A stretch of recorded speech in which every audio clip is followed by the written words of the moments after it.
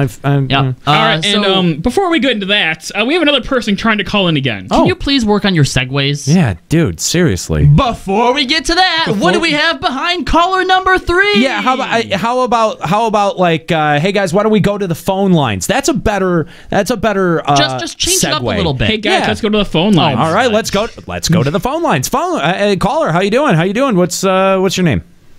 My name is Albert. Albert, how you doing? Thanks for calling Limit Break. Thanks for calling Limit Break Radio. What do you want to talk about today? Are you in a can? I have one question for you guys. Yeah. Do you even PvP, bro? Oh, Joe never. Oh, you got us. Hey, what's up, man? How you doing, dude? I'm doing good, man. Sunday is a good day. Thanks for giving us a call here, and also he just had to be on the show. Here's the because we had a backup topic. We did, yes. We had a backup topic that was ready PvP to go related. for today. Yes, PvP related. We had asked you to be on the show. So nice of you to be able to agree to be on the show. And then the preliminary patch notes dropped. We knew that was going to take up a ton of time. So thanks for calling us up anyway, man. It's we're glad to have you. Always How you glad doing, to hear dude? from you. How you doing? I'm doing good. Man. Life is good. By the way, I want to thank you for your roast video that you cut it sent. Close there, though, man. Bro, right down to the wire. I was stressing out. No, I didn't think it was going to get in, honestly. You did, dude. You did fantastic. You cracked me up. You had one. That opening line was the best. You had. I tried.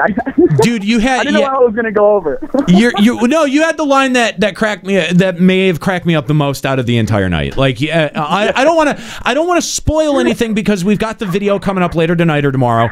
But Joe just killed me with one of his lines. And it's really funny too because really did. It was so good. When we first started discussing this idea and getting ready to put it around there was some worries in the group that you were too nice of a guy and you wouldn't be able to bring the roast, man. And he brought the roast, but he did it in a nice nice guy fashion. It wasn't like Ethos who was just savage.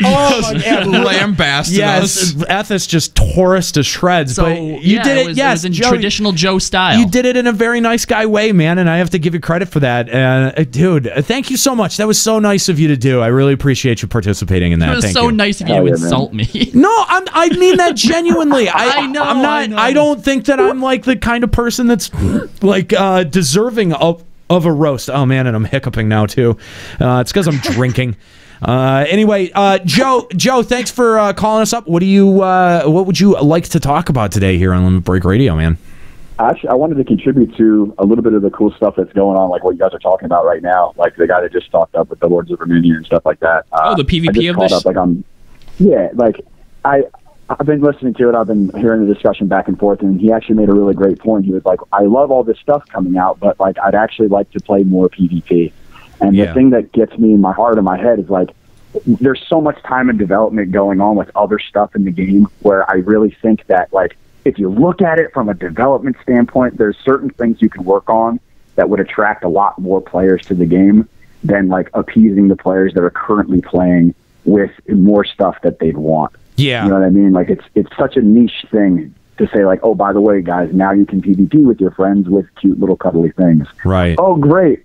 And that's also another segue to, like, the sweet emojis and memes that get upvoted to the top of our subreddit. But yes, exactly. but that's our community, though. That's our freaking community. It's a great point, Joe, because it's like I think that's the thing that we're struggling the most with is that we can't figure out who this was aimed at. Like the people who have been playing the game, for the last year have been so vocal and clamoring for stuff like, more 24-man raids or, the Skynimus stuff that we're getting. And yeah, they're delivering on some of that, but it feels like, like they're also, I just don't know who this is aimed. Is this aimed at trying to get somebody who doesn't play to start playing? Like, I just don't get it. Okay, this is for the people who want to play Final Fantasy XIV but don't want to play Final Fantasy XIV. Well, just for all the people who have been out there saying that what they want, I cannot recall anyone one time in the last 6 months hearing somebody say, I want something new to do in the Gold Saucer. Yeah, That's not exactly. a complaint that I've heard. Yeah. Yeah. It's one of those things where it's like it's giving more content to. I really believe the player that has an hour to 2 hours a day to come in and play, if that, or like, hey, I've got a half hour in between this and this, my homework, whatever it is. I don't want to get sucked into trying to find a party. I don't want to queue up for 45 minutes in PvP and waste my time. What can I do to have fun, possibly socially? What else can I do that's gonna engage me, but I'm not going to get locked into something that I'm not going to be able to do? You know what I mean? Like, I can jump right in. A chocobo race is like that, but I played it for a week, man. I did it for a week. Exactly. I want the motorbike game. Put my ephemeral on a motorcycle and let me slice people. Well, no, but at the end of the day, though, it's like, where is your time better spent? If you are one of those people who only has an hour or maybe 2 hours, right, and you have the choice between queuing for an expert, which if you're not a healer or a tank may take an additional 10 to 15 minutes, and or going and doing Lords of Verminion. Well, what are you getting out of Lords of Verminion that's so fucking important that it's more important than esoterics? Yeah, see, that's the only problem I have with it, because Gold Saucer does need more stuff. Right. But I don't think that Gold Saucer should have been one of the title features of 3.1. Right. It should have came next. They definitely should have had, put the relic system in and save Lords of Verminion. Just like they did for freaking Triple Triad. How much did that reinvigorate the game as we were at the end of an expansion cycle? Yes, you are absolutely right. And now we're getting it at the beginning. People were grinding for cards for a while. It doesn't happen very much anymore, but yeah, people were grinding for cards for a while. This definitely should have came after 3.1, 3.15, 3.175, whatever. Yeah. And that's what kind of puts a bad taste in my mouth currently about the state of the game in itself.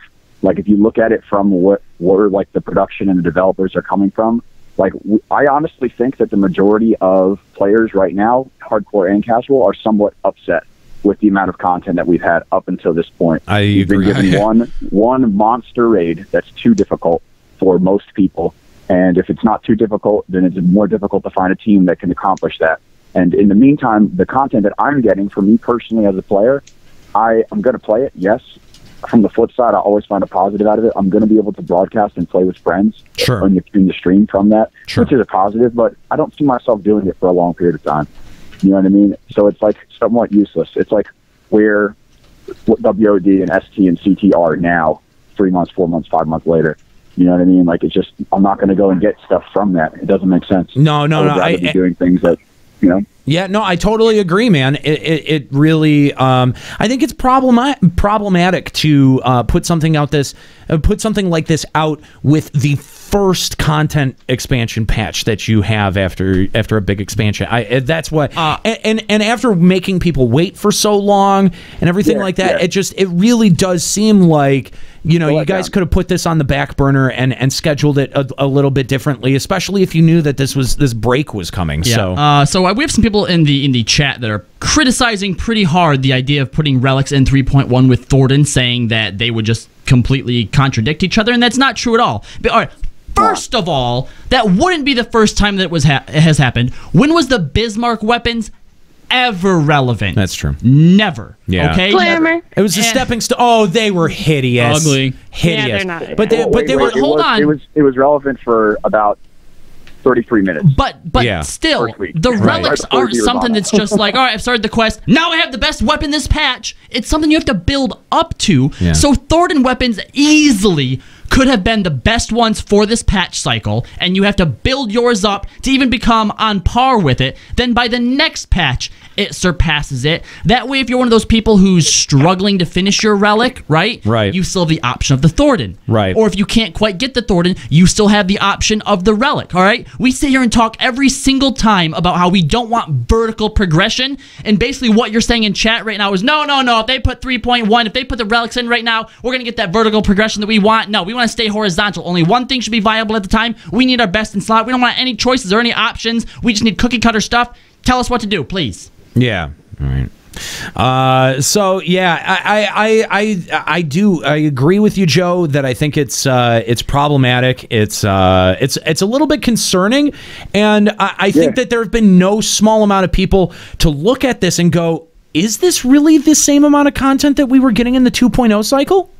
And I think that's a legitimate question. It's not. It doesn't feel like it. the most troublesome thing is that if you look at the progression of this game for the first 2 years, and you say, wow, you guys got so many things right. We got a lot of content. We got it quickly. Every 2 months, we had something. You know what I mean? We had something new in the game that would either keep us occupied or whatever.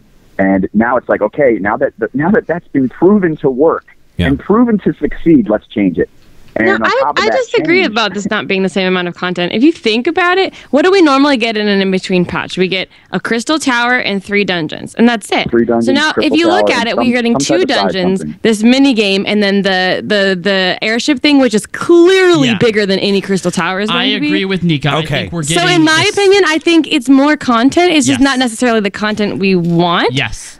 But it's definitely a bigger patch size. Except this patch took longer. Fuck you guys. And this one has a lot of quality of life stuff that we've been begging for, so I'm kind of happy. And I understand that. I get that, and part of me agrees with it. But at the same time, though, we are really only relying on what we know from the preliminary patch notes about the island exploration, about the Skynimus. Oh yeah, and we have Void Ark. That is the Crystal Tower. So we're getting the Crystal Tower and the airship thing. All right, but we already know. We waited 4 months for it, or what is it? 3 months for it? We already know, that too, Joe. But we already know that the Void Ark stuff is going to be just as easy as the Crystal Tower stuff, making it nearly invalid content. I know I'm going to be bored by it within the first week. You know what I mean? We also are getting the airship and Lords of Verminion. So when you say we normally get 3 dungeons and a Crystal Tower, we're getting 2 dungeons, a Crystal Tower, a really big minigame, and a big exploration. This is true. They are giving us a shit ton because you're saying, hold on, you're saying that it's already invalid content for you because you're going to be bored. But you also have the island exploration. That's true. Casuals like me and Ascalia and Chris, or Juxta, still have, we'll have the tower to do. Use my real name! If a Nero hadn't needed to prompt you for that, that would have been so much better. Shut the fuck up. I was finding it. It's a new one. You can't blame him. Yeah. It was a good use, though. Yeah. Good job, Nero. Good job. Okay, and no, fuck you guys, because you said yourself the main storyline quest looks significantly smaller than That's before. true, too. It does. And true. no Hildebrand.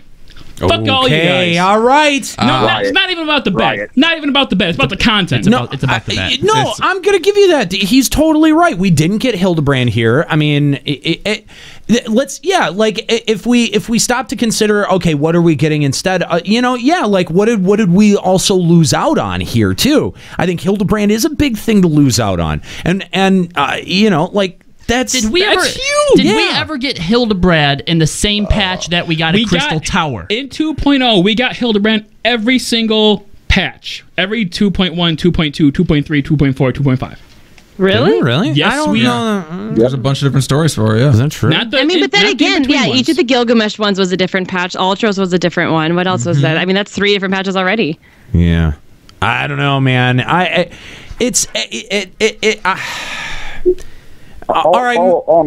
For me as a player, the things that I'm looking forward to is new PvP.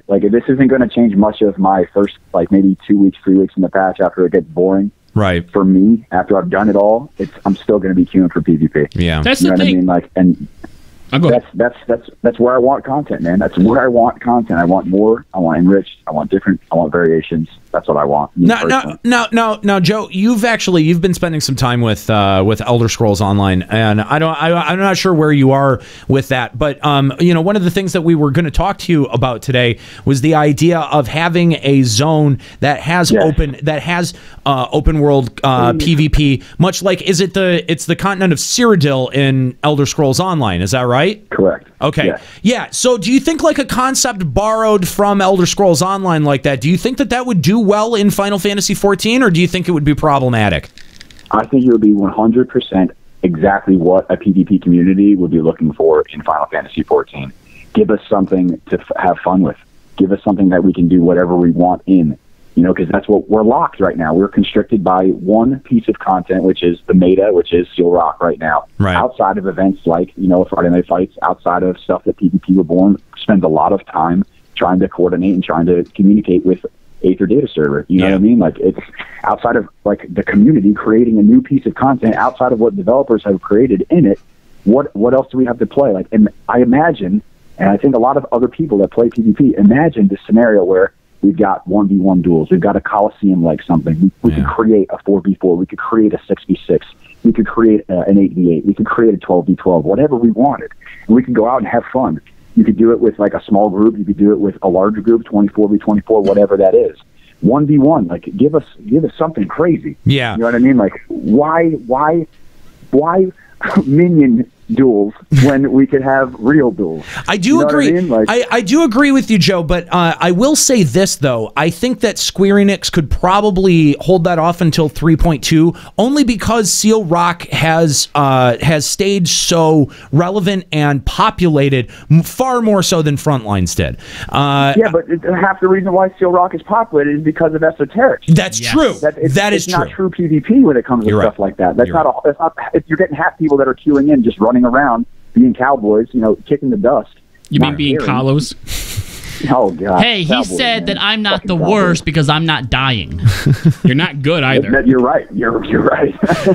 You're actually saving points, which is good. Yeah. I like the idea of a Wintergrasp or Cyrodiil type area. Yeah. But the only thing about that is in like say the World of Warcraft lore where the Alliance and the Horde are eternally at odds with each other. You can't even speak to each other. An idea of a zone where you can literally just go to war with each other makes a lot of sense, as opposed to the FF worlds where we're all kind of on the same team. Let me pitch an idea. Sure. I mean, let me just pitch an idea for you, okay? And this is just like head canon. Sure. Like just spitballing, okay? All right. Let's say with 4.0, right, the confrontation with the Garleans comes to a head, okay?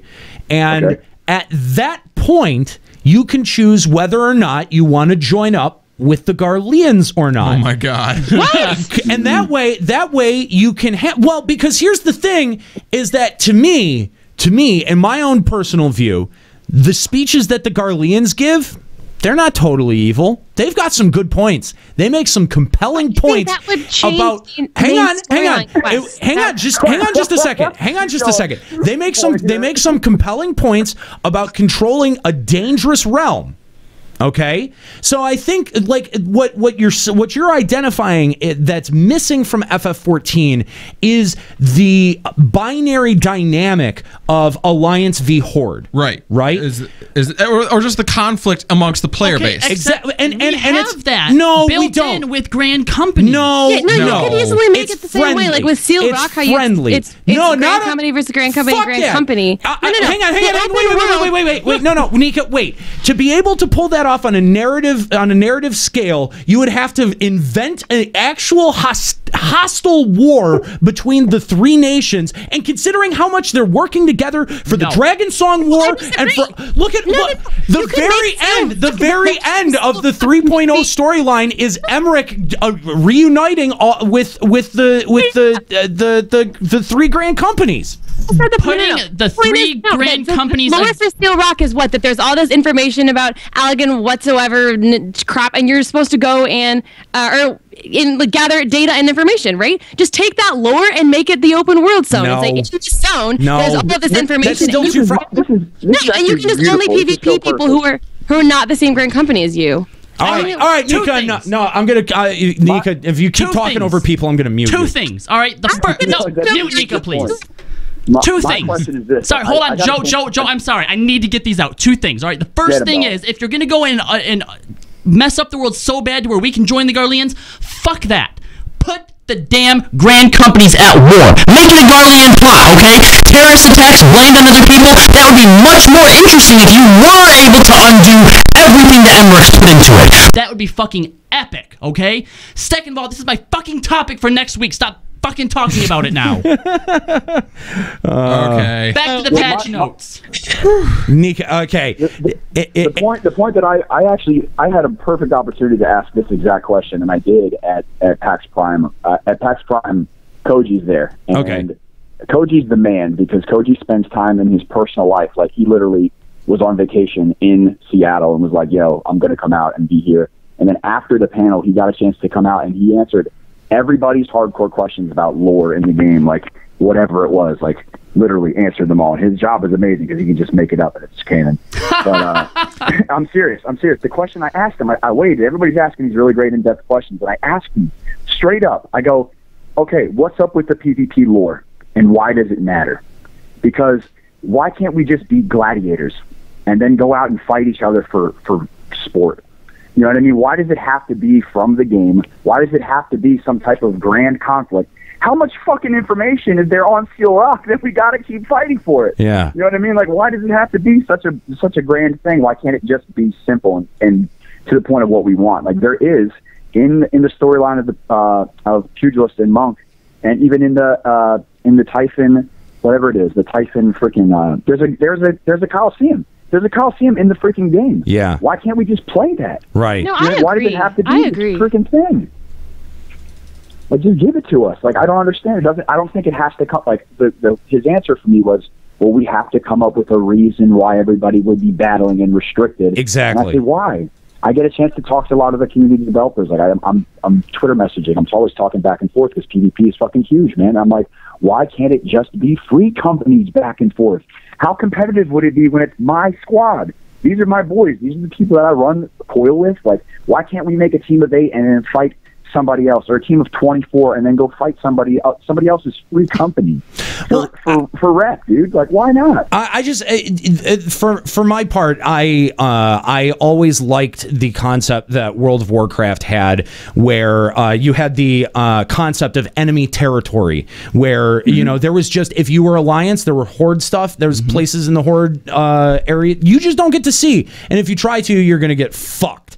And unless you're high enough level. Yeah, and I love that idea, sure. Right? And it would be it'd be very difficult to introduce that, especially with there being 3 grand companies and everyone trying to work together. I think on a narrative level, you'd have to go to great lengths to try to set something up where the grand companies could be in that big of a conflict that would be that would permanent. Pay off, though. That would be amazing. That permanent. But the thing is you have this if you have this binary conflict between the Garleans and the rest of Eorzea that has been building and building and building for this long, I think it would just be cool to have an opportunity to go, hey, you could be a turncoat to your own organization, your own nation, and unlock a whole bunch of zones that if you don't want to make that choice, you don't ever get to see. I like that idea. Star Wars versus Lord of the Rings. Imagine the type of world that could open up for the game. Like, what are we? We're freaking adventurers, yo. Like, we can do whoever hires us, man. Like, that's a beautiful thing. And then think about this. Think about freaking Garlean glamour, dude. Oh, exactly. Yes. Nero can finally be a judge. Exactly. Dude. But everybody would want to do that. But not just that. I mean, in terms of geography, we've only got really the Alamigo and the northwestern part of the continent left to go in terms of the Orzayan continent, and then we're really pushing into Garlean territory. And I think that if once you establish the Garlean territory as someplace that you can go, then you have an option. You have the ability to create a binary option and really create a player versus player style conflict area that would be really, really interesting. And I mean, I know again, I'm just spitballing tinfoil hat. It probably would never happen, but I think that conflict is for me as a player inherently more interesting than just trying to say that, oh well, things between the grand companies are heating up, but I can still teleport to Gridania's 8th right whenever I want to. You know what I mean? Like, put some real fucking stakes and teeth behind it. Of course they won't do it because they never do that, but that's what I would like to see. They can't even kill off a boring NPC. Right, yeah. Hey, I mean, how is anything like, I mean, the beautiful thing about this game is that, like, from the Western development standpoint, like, they're listening. Like, they are listening to the call of the players, and they are listening to somewhat of a community mindset, but that adds the other development, the other level of this whole thing is that what's the majority of this community talking about? You know what I mean? What is it? Cat girls. We're not going to see it. Not just that, but how to make penises on your front lawn of your house. Hey, that is a noble cause. I'm going to rope us back in towards the patch notes here. I want to call somebody out in the chat who's been bringing up a bunch of stink about everything we seem to be talking about. And this time, that person is FFVV0168. Was sputtering off that the thing about Hildebrand is that 2.5 was supposed to be the end. They didn't even start anything new for 3.0. It wasn't even in their mind to continue. Because, you know, when he rockets off in the sky and it says Hildebrand will be back in Heaven's Ward, that obviously means that's he's the end. done. Yeah, Come on. Sorry, that was a title card, bro. Joe Never, thank you so much for calling us today. We really appreciate it. Hail to the king, baby. That's right. Thank you so much. The one and only Swagoon. Make sure that you follow him over at twitch.tv/Joe Never Fails. And we are always grateful to have him as a part of this program and to hear his perspective. And thanks for being available today. And sorry that we didn't get to that topic. We will. Clearly, I think that this is fertile ground for a topic. Yes, it is. And you almost ruined it on this episode, you dicks. I know. Yeah, but next week we're going to have a lot of patch stuff to talk about. So I don't know when we'll actually It's timeless, though. The topic that we're talking about, unless they introduce the actual content, yeah, unless could be they talked about anytime. exactly. All right, thank you so much, Joe. Yeah, we've still got more patch notes to get through, so let's keep so new ourselves site focused. seeing